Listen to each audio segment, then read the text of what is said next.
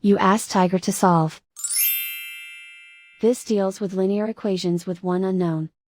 The final result is x equals 20. Let's solve it step by step.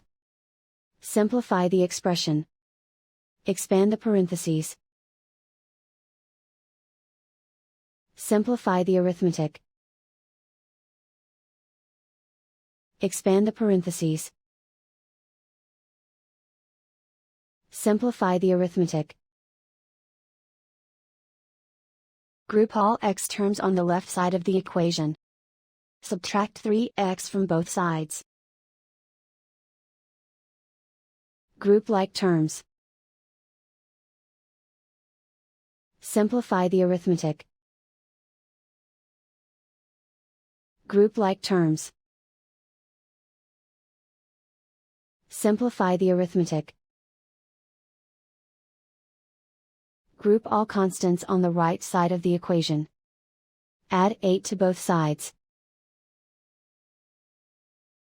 Simplify the arithmetic.